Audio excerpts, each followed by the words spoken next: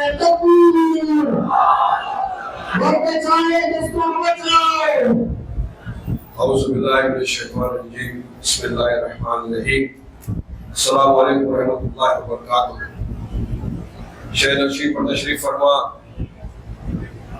मुस्लिम personal law board की जानिब से आज का जो जलसा मुनक्किद किया गया, इसके जिम्मेदारान उलमा इकराम, तहफ़्फ़ुज़ वक़्फ़ के लिए जितने भी लोग यहाँ पर मौजूद हैं, उन्होंने जिम्मेदारी ली, उन तमाम को बहुत बहुत मुबारकबादी पेश करूंगा कि जो भी भीड़ है ये काफी है सरकार को हिलाने के लिए।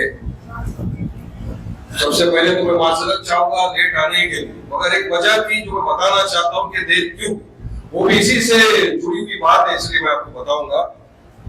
मुफ्ती हुज़ैफा ने भी मेरे को फोन किया, कहा वारिस भाई कब तक पहुंच रहे हो? बोला मुफ्ती साहब आज एक मैटर में हम लोग सब आए हैं।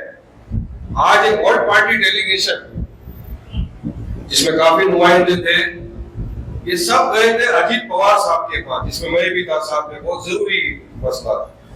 मसला ये है कि मुंबई के अंदर काफी सारी मस्जिदों के अंदर पुलिस वाले आते हैं दादागिरी करके, तो भूंगे लगे वो उसको निकाल दो, और निकाल दिए हैं, काफी जगहों पे निकाल दिए। तो आज तय हुआ था कि शाम को अजीत दादा के पास हम जाएंगे, हमारी मीटिंग हुई उनसे, हमने मेमोरेंडम दिया है, और अल्हम्दुलिल्लाह को यकीन है कल फिर मीटिंग रखी हुई है। हमने कहा दादा ये ऐसी ऐसी चीजें हैं, कानून के दायरे में रहकर सब काम कर रहे, कोई कानून का उल्लंघन नहीं कर रहे, लेकिन अब आपको हमारे मस्जिद से नफरत, हमारी अजान से नफरत, हमारे भूंगे से नफरत, तो ये तो देश को किस दिशा में आप लेके जाना चाहेंगे? उन्होंने सुना है बात, कल वापस मीटिंग है, लेकिन मुझे यकीन है इंशाअल्लाह ताला कि हम इस मसले में भी कामयाब होंगे। वरना जिस तरह ये लड़ाई चालू है वक़्फ़ की, उस तरह वहां भी संविधान के दायरे में रहकर हमको मस्जिद के भूंगे चालू उसकी भी लड़ाई लड़ना पड़ेगा। देर से आने की वजूहत ये थी।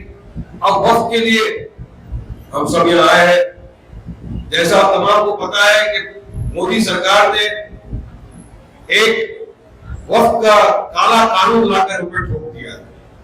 पहले मैंने इंट्रोड्यूस किया, एक जेपीसी का गठन किया, जेपीसी की मीटिंगें चलती रही तमाम शहरों में, देश के विभिन्न राज्यों में। काफी लोगों ने अपनी बातें रखी, जेपीसी ने सब सुना, मगर जब रिपोर्ट पेश हुआ तो उसमें काफी चीजें हटा भी दी गई। हटा के बात यह है कि सरकार की जो नीयत है उस नीयत में ही खोट है। वक़्फ़ का काला कानून सरकार ने पास कर दिया क्योंकि मेजोरिटी में है, लेकिन जितने भी संविधान को मानने वाले लोग हैं, चाहे किसी भी पॉलिटिकल पार्टी से एफिलिएट हो, सबका एक ही चीज बोल रहा है कि जो वक़्फ़ का ये कानून सरकार ने लाया ये पूरी तरह से संवैधानिक कानून, ये वायलेशन है आर्टिकल 14, 15, 16, 25, 26, 28 संविधान। इक्वालिटी की बात करता है संविधान, डिस्क्रिमिनेशन नहीं होना चाहिए, राइट टू प्रैक्टिस रिलीजन की बात करता है। मगर यहां देखा यह गया है कि इस वक़्फ़ के अंदर जो 40 के करीब अमेंडमेंट सरकार द्वारा लाए गए हैं, वो 40 के 40 अमेंडमेंट में कहूंगा कि असंवैधानिक है। कुछ ऐसे हैं जिन पर फिलहाल सुप्रीम कोर्ट में मैटर पेंडिंग है, सुप्रीम कोर्ट का मैटर सब जुडिस है, कहीं पर रोक लगी हुई है, इसलिए उसकी मेरिट्स में ज्यादा जाए बिना मैं आपको सिर्फ ऊपरी तौर से बताऊंगा कि ये काला कानून क्यों है और ये क्यों हमारी कौम के लिए, मिल्लत के लिए एक खतरा है। लोग बोलते सरकार ने लाया वक़्फ़ का कानून वक़्फ़ को बचाने के लिए, अरे नादान ना समझ नहीं, सरकार की नीयत में खोट है, वक़्फ़ को बचाने के लिए नहीं।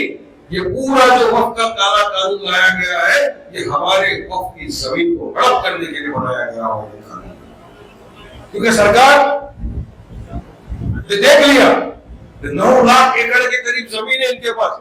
अरे अल्लाह सुब्हानहू व तआला तो दुआ करते हैं कि उसमें और इजाफा करे, 90 लाख एकड़ हो हमारी, आपको क्या तकलीफ है?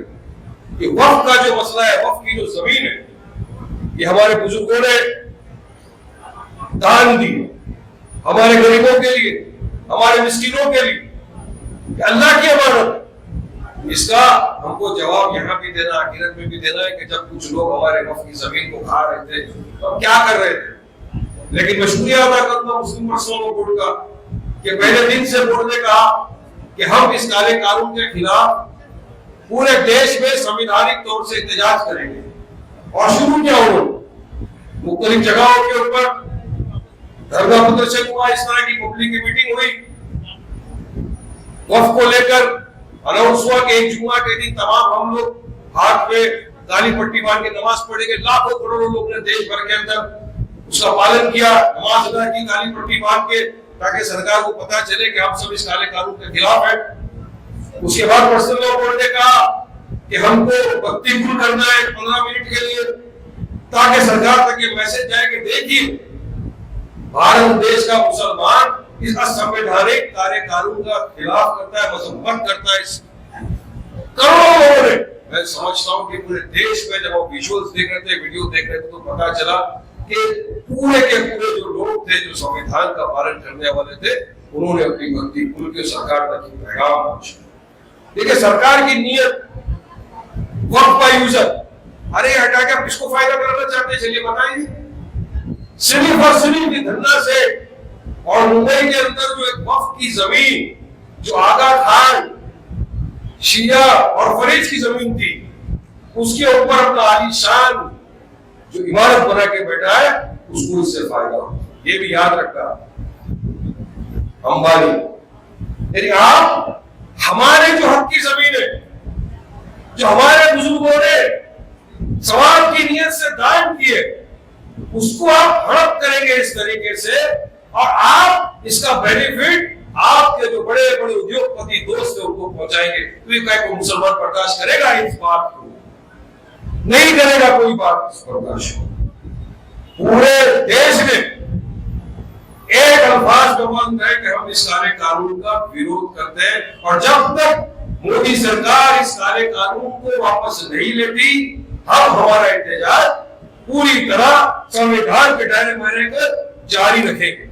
बीच में क्योंकि इंडिया पाकिस्तान कॉन्फ्लिक्ट हो गया, पर्सनल लॉ बोर्ड ने कहा कि हम इसको आगे बढ़ाते हैं, तो आगे भी हमारा ये मानना है कि जहां जहां भी इस तरह का एहतजाज हो, तो मैं तो चाहूंगा अपनी जानिब से आप तक सीधे पैगाम पहुंचाना है कि आप बड़ी तादाद में इनको ये मैसेज दो कि देखो भारत का मुसलमान कोई भी इस तरह के काले कानून को, संवैधानिक कानून को नहीं मानेगा, वरना हमारे हिजाब से नफरत, हमारी अजान से नफरत शुरू है, हमारे खाने पीने से नफरत, हमारे ईद मनाने से नफरत, हमारी जमीनों को हड़प करने की नियत, ये तमाम चीजें, तमाम कोशिशें जो ये मोदी सरकार कर रही है, इससे नुकसान, भारी नुकसान एक कम्युनिटी को होगा, वो मुसलमान। याद रखें कि हम लोग आपस में वो इसका ऐसा नहीं कर सकते। आज आप देखिए इस मंच के ऊपर तमाम पॉलिटिकल पार्टी के लोग यहाँ पर मौजूद हैं, अपने अपने पॉलिटिकल डिफरेंसेस को छोड़ के, आइडियोलॉजिकल डिफरेंसेस को छोड़ के यहाँ मौजूद है। क्यों? कहते संविधान को मानते हैं। अवार्ड साहब यहाँ मौजूद है, आसिम भाई यहाँ मौजूद है, कि जो भी संविधान को मानता है, जो जानता है कि इस कानून से किसका नुकसान होगा, किसका फायदा होगा, किसकी बर्बादी होगी, किसका फायदा होगा, वो इस काले कानून के पूरी तरह से मुखालिफत करेगा, और वो एक साथ होकर आएगा। और देश ने देखा, जब पूरा देश एक साथ होता है तो बाहर वाले मुल्क थरथरा जाता है। आज अगर इस काले कानून के खिलाफ जितने लोग संविधान को मानने वाले हैं, वो एक तरफ आ गए, एक साथ आ गए, मुत्तहिद हो गए, इतिहाद पैदा किया, तो पैगाम हो गया दिल्ली में, तो यकीन मानो सरकार घुटने टेकेगी, दुनिया झुके झुकाने वाला चाहिए। जिस तरह किसानों का बिल सरकार ने वापस लिया, उस तरह इस काले कानून को भी सरकार को वापस लेना पड़ेगा। इंशाअल्लाह मुझे यकीन है कि भारत सरकार तक ये बात पहुंचेगी, और जहां जहां हमारे जलसे हो रहे, हमारे अल्लाह सुब्हानहू तआला से दुआ है कि जलसों को कामयाब करे, मुस्लिम पर्सनल लॉ बोर्ड की मेहनत को कामयाब करे, और जो ये काला कानून पूरी तरह से असंवैधानिक है, इसको सरकार वापस दे। बोलने के लिए तो मेरे पास बहुत सारी चीजें, मगर क्योंकि यहाँ पर हमारे बीच में हमारे एक सीनियर मौलाना मोहतरम जनाब उबैदुल्लाह आज़मी साहब भी मौजूद है, तो मैं चाहूंगा कि हमको उनको सुनना चाहिए, उनसे गाइडेंस देना चाहिए। आपने मुझे बोलने का मौका दिया, इसमें इसके लिए आप तमाम का तहे दिल से शुक्रिया अदा करता हूँ। जय हिंद, हिंदुस्तान जिंदाबाद, अस्सलाम वालेकुम रहमतुल्लाहि बहुत शुक्रिया जनाब वारिस पठान साहब। आप बगैर किसी तमहीद के शिवाजी नगर